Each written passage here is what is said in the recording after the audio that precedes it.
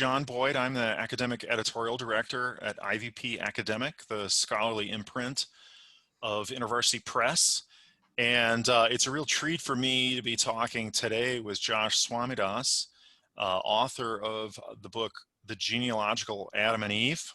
Good, there, he's holding it up just like he should. We're delighted to have that book out for quite a while now, but it's still early in its life. We know a lot of readers are still discovering this book, and the conversation is really still going strong. So it seems like a great sort of milestone here with ETS and AAR to have a conversation with Josh. So that's what we're here for today. You want to introduce yourself, Josh? Yeah, my name's Josh Swamidass. I'm a Christian in science and a scientist in the church. And I wrote this book called The Genealogical Adam and Eve. I'm a professor, I'm a scientist, so I'm not really a theologian or an exegete, but really was looking at these questions that arise in theology and trying to give an honest and rigorous answer about what science really does allow and what it might actually it might be challenging, and really clarify that, because that's where I think there's been a lot of confusion, and people have thought that there's a whole range of very faithful views of human origins that were really wrongly understood to be in conflict with the evidence, and they really aren't. And I think that that's what's really exciting about this book. It shows that there's just a wide open field of what's possible. Yeah, that's awesome. In fact, let me ask you to give kind of in a nutshell. I know it's impossible to boil down a book, into a nutshell. But if you've got an elevator pitch about what the book's about and why it matters, you started to touch on that a little bit, right? To clear up things that were thought to be in conflict that aren't. But tell us a little bit about what the scenarios that you are presenting in the book, and why that makes a difference on both the science and the faith side. Yeah, so if you go back 160 years ago to 1860, that's right after Darwin's book Origin of the Species on Evolution was published. It didn't talk about human evolution, but immediately Richard Owen and Huxley and Wilberforce are debating about human evolution, whether or not evolution actually applies to human. And that ended up being the crux and the center of the conflict that people had for a long time. And basically for 160 years, people thought that if evolution was true, a traditional reading of Genesis is false. If a traditional Genesis reading is true, then evolution is false. And there really was no middle ground. And I think what we found out is that that was just based on a big misunderstanding. Actually, both could be true at the same time. And so this book really takes a mainstream scientific view of evolutionary science. Really nothing there that even there's a reason why, for example, even atheist biologists endorse the book. And also it has something that sounds a lot like the young earth creationism I was raised with. So the crazy thesis of the book is that entirely consistent with the genetic evidence and the scientific and archaeological evidence, that Adam and Eve could have been specially created without parents, out of the dust and out of a rib, as recently as less than 10,000 years ago, and they would be ancestors of everyone by 81 at the latest. And the only way really that evolutionary science would press on that traditional account was by suggesting that when Adam and Eve exited the garden, that as scripture suggests and already hints at, that there was people there that they interbred with. And so then we're still all the descendants of Adam and Eve, but and we also descend from them, especially created, but there was also people outside, so we're also descendants of them too. So that's the crazy idea that I looked at and really tested from a scientific point of view, and found out that there really wasn't any scientific objections to that. And we spent a lot of time engaging. I mean, I'm not an exegete or a philosopher or a theologian, but I was really fortunate to be able to gather a large number of people like that together to talk about it. And it seems like this really could make sense. It really seems like it's consistent, or it could be something, that makes a lot of sense, and certainly something that should fit within Orthodox Christianity. Right. So to say a little bit more about the distinction between a genetic and a genealogical. So the title of the book is The Genealogical Adam and Eve. And you would really distinguish that as is necessary, a genealogical approach from a genetic approach to thinking about ancestry.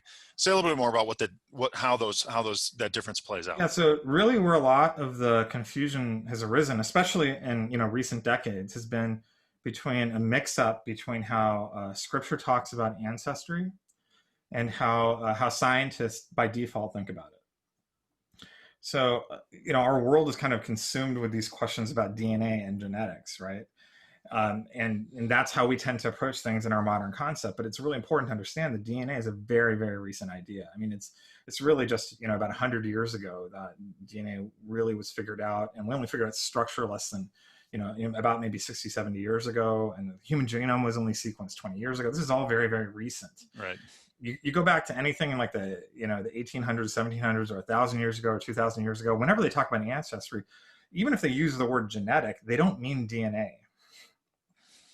That's just not what they mean. Right. And so when you keep that in mind, what they're using is really something that's more of an ordinary understanding, as you might take it, like a more ordinary understanding that doesn't require modern scientific knowledge about DNA to really state. They're just talking about parents, grandparents, and great grandparents. That's what they mean by ancestry. You can see the lists in Genesis and through all the rest of the parts of Scripture. That's an ordinary understanding of ancestry. It's not actually DNA. And so to just first of all recognize that when scientists talk about ancestry, not always, but usually they're talking about DNA. But when Scripture is talking about ancestry, it's usually, maybe not always, it's usually talking about genealogical ancestry, and it's never talking about DNA. When you keep that in mind, then you realize, oh, wait a minute, maybe this is a discourse where these two fields are talking about totally different things, just using the same language, and that's creating confusion. Or the way we've translated them, at least, are using the same language, right? It's yeah, exactly. Languages, yeah. We wouldn't. There's other like weird language things there too, because this kind of blew my mind. I mean, so I'm not trained, in the original languages, but I started looking into it, and I learned that actually Genesis doesn't even include the word human in it, which was surprising to me. I mean, like the word for human is Adam. Yeah. and that's something that when I learned, I mean, that really changed how I read Genesis. And it's not that the translators were trying to confuse me, but they were reading in a lot of things about what human is and science in our current modern world into Scripture, which isn't really there. Right. In fact, let me ask a question about that. What are as a scientist, I think we all know that people who work in different fields come at different problems, even the same problems, with a different approach.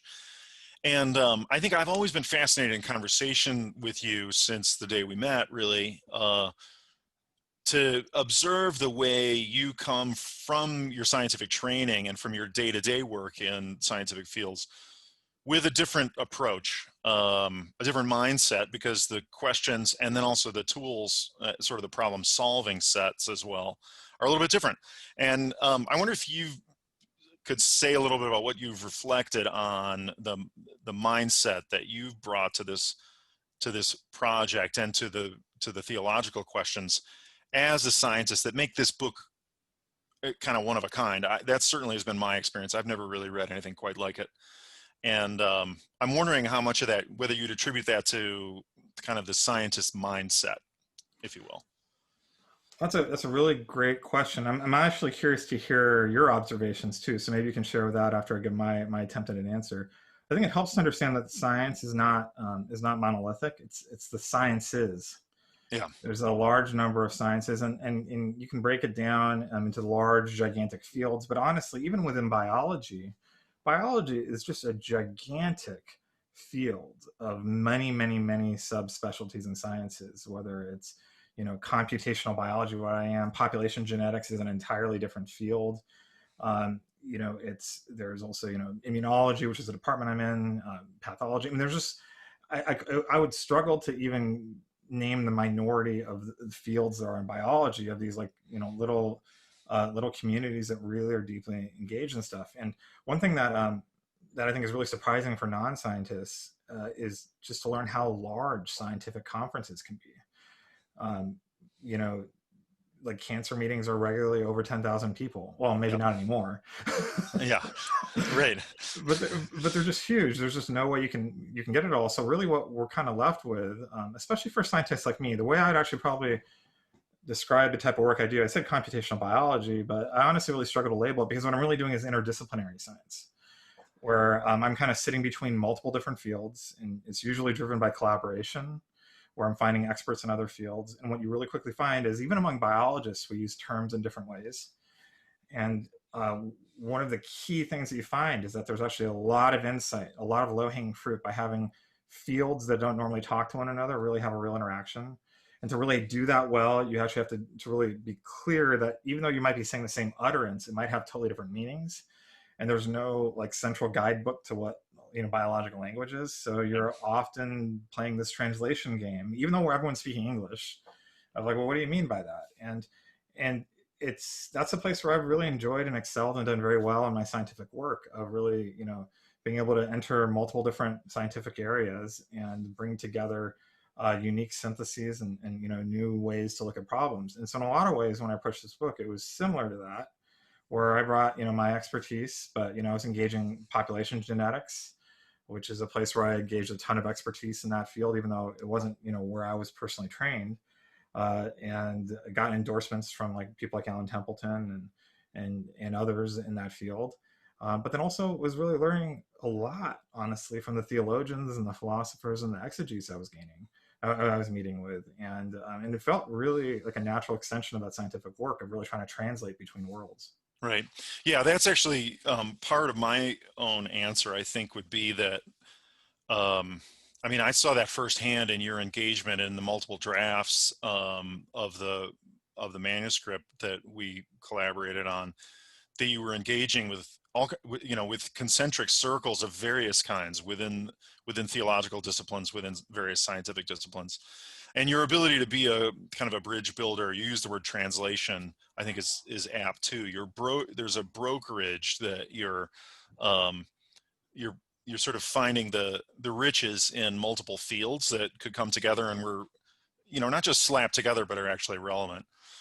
So that's one thing. The other thing that since you asked, I think one of the very first things that caught my attention about this whole project was that I think it's in the very first version of the proposal I ever saw, you sort of let off saying it is possible that a recent Adam and Eve and a longer history of human evolution might be possible.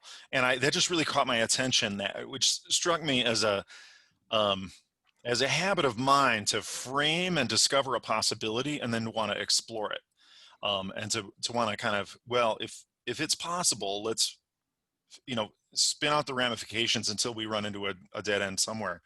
And I think that mindset served the book well, because it really essentially is a large scale thought experiment, right? To try to explore a vision of large scale what had been seen as intellectual conflict, as you say, to look for I feel solutions. like what happened was that there's been a set way of thinking about it. I mean, so I think some people misunderstand this book as like I'm trying to promote a particular way of thinking about Adam and Eve. Right. That's not the case. It's not an argument for evolution or for Adam and Eve. That's not what it is. Rather, there's like these two, camps really, and and you can look at the more recent history and the origins debate, but it really goes back much longer than that, right?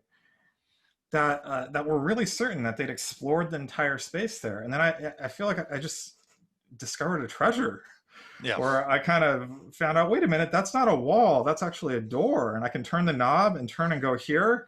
And you thought that was a boundary, but look at this gigantic space, Right. and man, what a great place to explore. Come and explore it with me. I mean, that was really, or that is still really what's so exciting about this. It's not that this gives a final answer. It just shows a place where we thought everything was stuck and well figured out in terms of where everything laid, and there's just going to be intrinsic conflict for the foreseeable future. We just found out that there was a door we forgot to open, and Right. it just opened up this wide space, and That's it's really cool. totally inviting and exciting, right? Yeah, I love that vision. I think it's that sense of kind of, it feels like an adventurous sort of possibility and exploration that that comes in your book. It's a really interesting book visually. I mean, I guarantee people will discover footnotes and sources and diagrams, that will kind of blow their minds. Almost no matter what field you're in, you're gonna stumble on something you've never considered before. It's really really cool. Well, it also does really hit, I think, for better or for worse. I mean, maybe there's some downsides to this, but the book does seem to span multiple genres too, right? Yeah, right. I mean, the first part of it is, well, I mean, if you take out the very first chapter, I mean, the first chapter is very autobiographical, but the second part is very science oriented, and it ends in a very much more theological direction. Yeah, I think that's been surprising for readers too. I think they expected one thing, and they sometimes got something different, right? yeah, yeah, and richer, I think. Yeah, I hope so. Tell us a little bit about the sessions that you've been participating in with at ETS and AAR. What are a couple? I mean, I know the sessions are always complicated, so Yeah, so I was not really too much. fortunate. But I do have a couple of takeaways that you're hoping for people who might attend those, what they might be hearing from you and from other folks in the session. Yeah, so I'm really fortunate that both ETS and AAR are going to be holding workshops on my book. I'll be responding to to comments from other scholars, and it's going to really span like the whole range. There's people like Andrew Locke and William Lane Craig and Richard Averbeck, and Ken Keithley. I think they're going to be in the ETS section, but there's also a really interesting group lined up for AAR. It's including Michael Heiser, Oh, uh, great. Greg Kutsona, Paul Metzger, and Ken Miller from the National Center for Science Education. So it's it's a pretty diverse group, and we'll hopefully take some good questions from the audience as well. And I think what the reason why it's worth, I think, listening in on this if you're a scholar is I think you're going to really quickly see when you participate in this is that this is raising a lot of questions, and it's not a closed solution at the end. I mean, this is not a conversation that's ending, it's a conversation that's beginning. And there's an invitation to participate. I mean, we're really approaching, grand questions of what it means to be human, how to think about sacred and natural history together, and to really think through if there's maybe better ways forward than, the intransigent conflict that we've had. And, it's something that I think a lot of scholars are going to want to be a part of. And this is just the way to get started by engaging to see how other people are responding to it and think through how you might want to respond as well. Yeah, that's great. I mean, generally scholars love it when there are new research avenues, new possibilities. So sounds like a great opportunity, and great, as you say, great lineup of respondents too. I mean, I can only imagine that's going to be great. Obviously, we're recording this well in advance, so we can't speculate exactly. We can't look into the future, but hope it goes well, and that you get lots of positive feedback and fruitful feedback after that. Let me actually, speaking of kind of you've alluded a couple of times to the larger dynamics in science and sacred and secular history and the sciences. Your organization, Peaceful Science, is a couple years old now. I'm wondering if you can give us an update on what's up with that, how it's been going. What do you see on the horizon for Peaceful Science, and especially if there's ways that you think people might want to get involved. Yeah, so as I was writing this book, I really find myself as a misfit in the conversation. Though I have friends across the spectrum in intelligent design, young Earth creationism, old Earth creationism, and evolutionary creationism, I didn't really actually fit with any of them. I think I found myself ironically far more explicitly Christian and more aligned with secular science. Really finding those two things actually fit together quite well. And so almost out of necessity, a lot of us started gathering at Peaceful Science. It includes a lot of scientists. Some of us are Christians, some of us are not. But we really want to have a more trustworthy sort of engagement with the church and about these questions of science. And we want to do that by, instead of, focusing on advocating any particular answer, You know, we're going to disagree on, you know, things like, you know, things in origins, and that's okay. We really wanted to have our focus more about on, you know, virtues like being honest and rigorous in our answers to questions, and to really approach questions with courage, uh, and curiosity, and also empathy. I mean, I think one of the things that really bothered me and still bothers me a great deal about how a lot of Christians who aligned with mainstream science in the past is that when there was legitimate questions that arose in the church, uh, that those questions weren't always really answered with empathy. You know, and it wasn't very rigorous or even honest science at times, and that really concerned me. And you know, I don't know if I'm right about everything. Well, let me put it this way: I know I'm not right Yeah, about I was going to say everything. we might we might be pretty sure there's at least a couple things. Yeah, but I mean, but you know, if we put aside what my positions are and all those Yeah, things, what right, I can say is that I want my commitment is to be rigorous in the answers that I give, and to be honest as I can, and to be even like upfront and transparent when I make mistakes and correct them. Um, and and I think the church deserves that. right, And and to I keep your and ears I'm open not really too. willing to settle for anything less than that for the church. Right. Yeah, that's cool. How should people get involved if they're interested in learning more Well, about find peaceful us at science? peacefulscience.org. Join our mailing list. If you want to get into some rough and tumble with some scientists, because science can be rough and tumble, join us on the forum too at discourse.peacefulscience.org. Yeah, cool. Um, and I think there is a growing conversation there. It's been exciting. And I think what's exciting about this conversation is it's not just Christians, it also includes non Christians. Because, you know, we're all engaged in that question. We're all wondering together when we think about origins about what it means to be human. Yeah, that's cool. Great. Well, hold that book cover up again and read us the title and subtitle. Uh, it's The Genealogical Adam and Eve, The Surprising Science of Universal Ancestry.